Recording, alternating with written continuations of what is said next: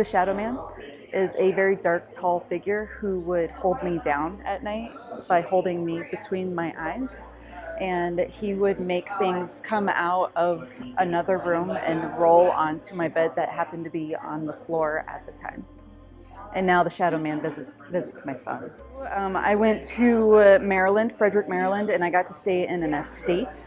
It was a giant house that had a rocking chair in the front foyer that would always just rock. They would always say it's just the wind, but it just rocked all the time. And I was there by myself, and I was in one of the 13th bedrooms, and it was right above the kitchen, and all of the cupboards opened in the kitchen and closed at the same time, kind of like in an accordion style, and I couldn't get out of the bed because I was terrified.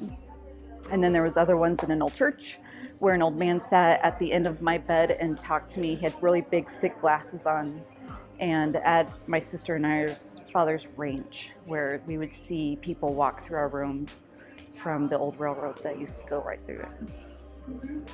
So as a kid, I would always be just super, super terrified. I'd wake up in the middle of the night and see the same thing happening over and over again, which was this man coming at me, and I thought it was an axe. And then as soon as I would close my eyes and open them, he would just like kind of vanish and go away. But it was real to me because I knew that I was awake, and it happened. I was at my parents' house about 6 years ago, 5-6 years ago, and I had this feeling to go outside, let my dog out. So I walked up the back porch, and I normally just let him out and come back inside, but I had this feeling to look up in the sky, and I just saw, had to be 20 orbs of light up in the sky, and they weren't stagnant. They were moving in and around each other in like geometric patterns. And I watched them move across the sky. So I ran in, called my parents out. We all got in the backyard and just watched them move across the entire sky, doing circles and lines and just doing this dance around each other.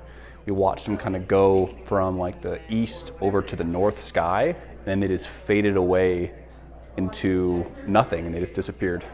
And that was the most significant alien experience I've had.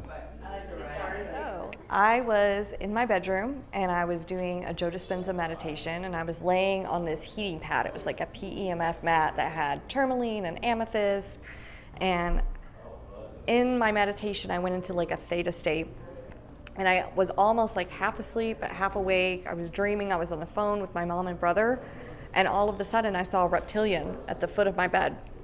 But I could still feel the heat from the heating pad as all of this was going on. And I was like, hold on, Mom, there's a reptilian at the foot of my bed, I gotta get it.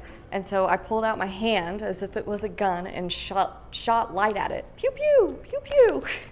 And it fell down like a bowling pin. But then 3 other reptilians came up in its place. And so I had to shoot them down, and each time I shot one down with the light, pew, pew, pew, pew, like 3 more came up in their place until my whole room was like surrounded by all these reptilians. And I was like, I can't believe like I'm fighting an army of reptilians. My mom and brother are over here just having this normal conversation. No big deal, guys. Let me just fight this army. And so I started like really just hardcore hitting it, pew, pew, pew, pew, pew, pew, pew, pew, pew, all over with the light. And all of a sudden, this big flash of white light like encompassed my whole room, and they all fell over. And in its place was a big white reptilian that came and stood at the foot of my bed. And he said, basically, you passed our test, and that you have nothing to fear anymore, nothing else can hurt you, and not all reptilians are bad.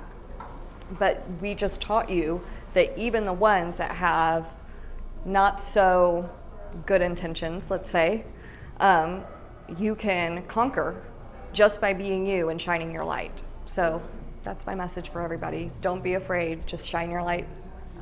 6 years old, had not been previously exposed to really any content surrounding UFOs or ufology or really any kind of extraterrestrial content at all. And I went to bed as normal, fell asleep, and had one of the most vivid dreams. Like I could still remember it like it was yesterday. I was under, you know, in like the playgrounds, you've got those like half orb jungle gyms, and they kind of look like almost like a soccer ball. I was hanging upside down in one of those by my knees in the dream, and this huge like football, maybe even like 2 football field size UFO just comes like it stops right over top of me. And then from there I go black. And when I woke up, I was in another room in the house. Very typical story, you'll hear a lot like this. And just, you know, sitting on a couch, woke up, went back to my room, played it off as a dream. And then years later, I had this woman approach me, and she asked me if I was an experiencer, and I brought this experience up, and I said, yeah, I wonder if I was visited that night. And she just got so serious and went, oh honey, like, boy did you. And then there's been a lot more. And then from that moment on, it started unlocking all of the other memories that get buried in there. You know, that reality doesn't quite fit with this one, so we tend to bury it. And yeah, I'll keep it simple. I'll keep it at that. Hi, I'm Karen. Just talking about a little bit about my experience, which has been a lot of lately. I've had a huge awakening. My whole life's been a big awakening. I had contact as a child. I've just realized I was contacted as a child. I think I was 7 or 8. And I wasn't aware of that until in my 40s and 50s when it just became more aware. I always had different alien and different paranormal experiences. Like my uncle committed suicide in my grandparents' house, and he's always been there. And now that my grandparents have passed, my grandpa's still there, and he's like a protective force. And I realize that there's so much more than just being here on Earth. I realize I have a mission, and I can't wait to figure out what that is. And it's really exciting because, you know, I'm a hairdresser, been a hairdresser for 28 years. Slave to the system, didn't realize I was a slave. At work one day, craziness going on, I just went, maybe someday I can work from home. Whatever the path is, I'll walk it.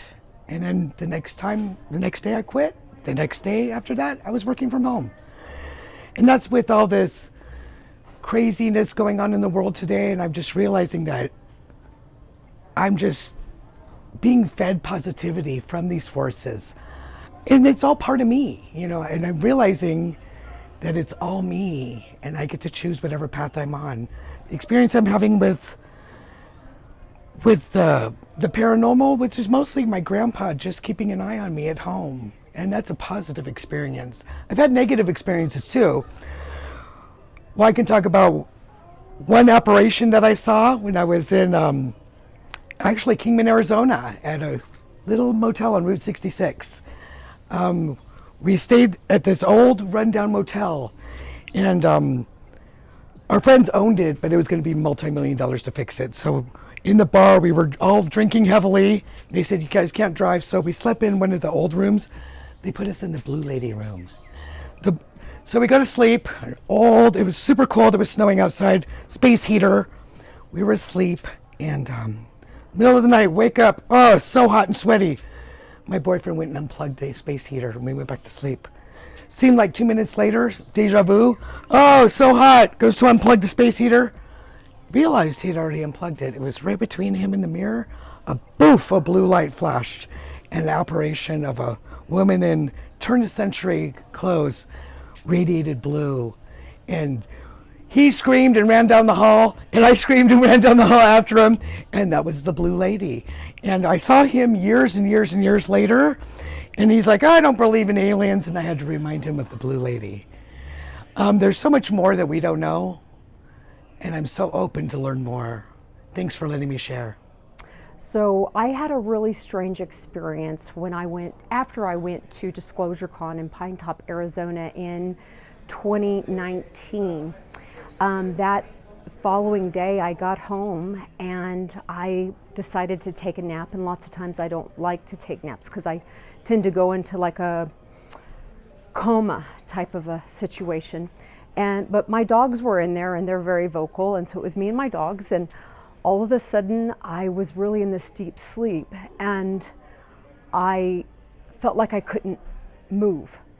And the next thing I know, it was really weird, is I just took my right hand and I opened my right eye. And there was this apparition in my room, and I equate it to like a green screen on the old computers that is like the zeros and ones.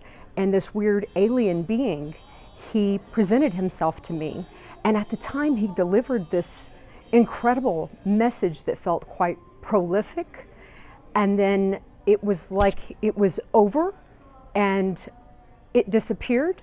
And I woke up and I looked around and I was like, it was so weird, my dogs didn't respond, and they're usually very protective of me, but it was like they were just like nothing was even there. And it was just over, and it was just this experience that at the time I felt so connected, and I felt like there was a major message there for me, but unfortunately in my waking state it just kind of evaporated. Experience. I'm driving out to Sedona for the first time. This was January 2021, and my vehicle started having issues, and then the serpentine belt actually broke and it just overheated. So I pull over the side of the road, middle of nowhere, and the car, and it was just like 11 a.m. on a Saturday. There was nothing open, middle of nowhere, North Texas. All of a sudden, random guy comes, offers me a ride to go get the part I needed for my car. I come back and another guy is like, offers to help fix the car, and basically speaks like this is like divine intervention. That was actually the words that he used. So I start the car up, I go to drive to the next exit, it's still overheating. I park it for the night in the next town. I get a motel and I realize there's this giant cross and this whole thing. And so the next day I started up and it was still having issues. I pull into this thing and they just had this arrangement of like crosses and Jesus actually walking the cross. And I just go through the whole thing. And then I come out, I start my car up, and it just like magic, just works, no more issues. And I didn't have any problems since. And part of it was I left with this vehicle that was basically broke down, wasn't even like inspected, like I didn't have all the right things, and everyone was like, you're not gonna make it in this vehicle. But I just had faith that I had a mission to go somewhere, and because of that, I felt like I was able to do things that other people wouldn't think possible. I've had experiences most of my life ever since childhood, and I'm starting to remember a lot more now. But I think when things started picking up was more in the early 90s when I first started my flying. I'm a pilot, and I would fly around the San Joaquin Valley at night, and I would see these lights. About my altitude, I'd be between 3,000 and 5,000, something like that. And these glowing lights were always there, and I would take my friends on these trips. We'd go out to dinner or whatnot, and we'd all see them, and it's just like, okay, whatever. So another day, I went with my sister and ex-girlfriend, and we were sitting up on a hill, and we saw the lights, and they were moving really slow, and sometimes they would merge and turn into one light, and we just watched it like, okay, no big deal. That night I went home and went to bed, and I woke up and I looked out the window and I saw a shooting star. And I said, wow, look at that, a shooting star. And then about 2 seconds later, another one in the same path. And I said, that wasn't a shooting star. So I went to sleep, and then I heard this familiar sound. I woke up to it, this kind of hum, and just, I don't know, it's a familiar sound. It's hard to explain.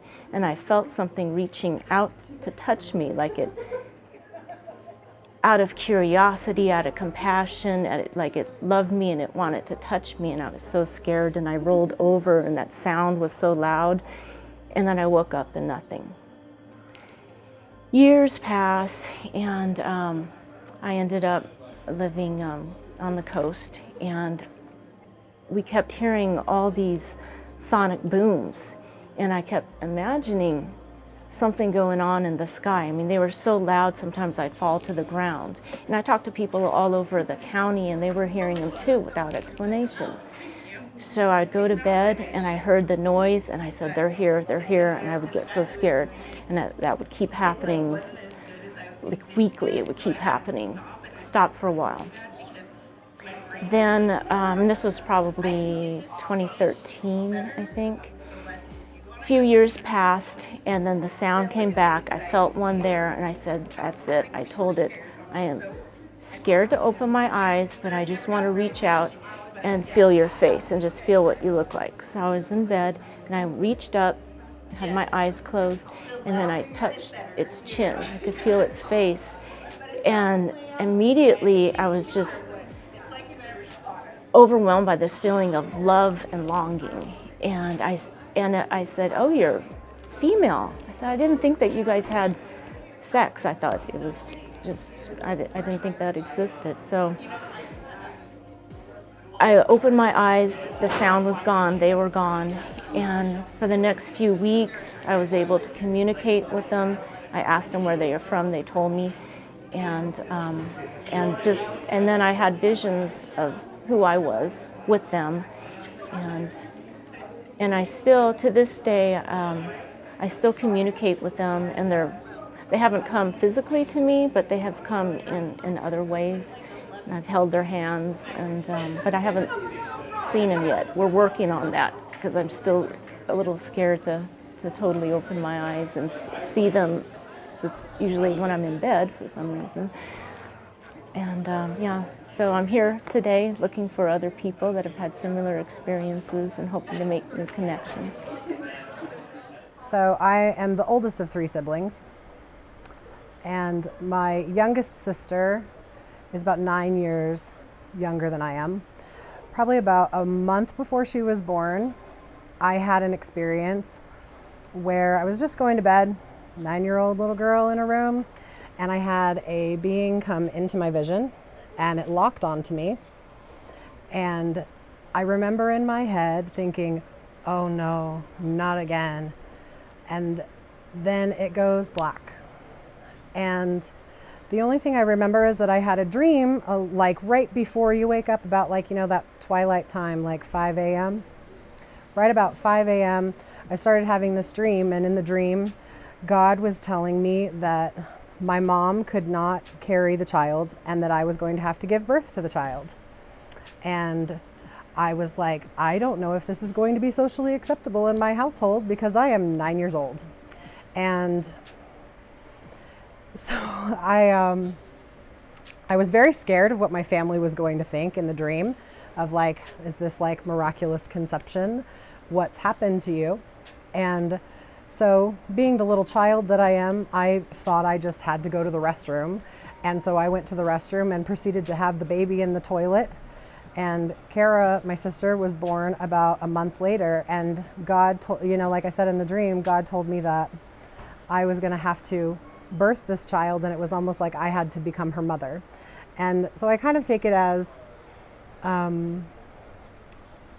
that I did have to end up being her mother. My mother was not capable of being emotionally there for me. But through the memory of the being, it led me to another memory that I had completely forgotten about. When I was about 6 years old, I had a slumber party, and it was one of those, my birthday's in the summer, so I didn't know all the kids in the class yet, but my family proceeded to invite all of just the females in the class, and we had a sleepover. And the next morning, we had a normal time, opening presents, all in all, cake, movie, whatever, slumber party. Wake up the next day, and every child at this entire party was afraid the next day. And I couldn't figure out why, but there was just this very weird vibe that was going on through the whole party. And finally one of the girls said, "Don't you remember when you were screaming?" And I said, "I don't know what you're talking about." And one of the girls was just missing from the party the next day. I don't know, I wasn't very close with her. I barely remember her, but it's led me down the rabbit hole of thinking that maybe there was a little bit more to this experience than I thought. I met up with Matthew Mornian from the conference here, and we talked about it a little bit, and he got a download that it was almost as if a group of beings or beings of some sort went in and almost abducted all of us. And he very much hesitated to use the word molestation, but eventually that's what he came up with, and I said it feels accurate. I don't know exactly what happened or if we were tagged that evening or what exactly happened. It's one of those things I've been curious. We'll see what comes of it in the future, just continuing to unlock the memories. Hi, my name is Jay Blessings. I wanted to share the story of the time that I was in Ojai, California, and a group of 10 of us, we did the CE5 meditation. So we rented an Airbnb up in Ojai, and I had tried the CE5 meditation one other time, and it didn't work too well. I think that time was probably because I was on mescaline and just I wasn't connecting. But I just wanted to share that this time in Ojai with this team of 10 of us doing the CE5 meditation completely changed all our lives when we all witnessed the exact same thing, and it was so profound and moving to be able to drop in and then with this universal consciousness, this unconditional love, do the guided meditation and call in the craft. And when the craft appeared about 2 minutes after finishing the CE5 meditation, and I have to say that there was no question. We all 10 of us saw, and all 10 of us knew without question, this was not a plane, this was not a satellite, this was not an air balloon, this was not any of those things. This was a sign of what consciousness truly is and can do. It changed all our lives. And I can honestly say that it's given me a completely different perspective on the nature of reality and consciousness, and it's given me a brand new outlook and optimism, as I really do. I want to be able to share as much as I can this story to let others know that this is not some fake or phony or crazy. I don't know. I don't want to get Stephen Greer involved, but like, I just wanted to say that this is completely a real thing, a beautiful phenomenon, and I wanted to at least send my appreciation for Tyler and Aaron and the great work they're doing. Thank you all, and keep your eyes on the skies.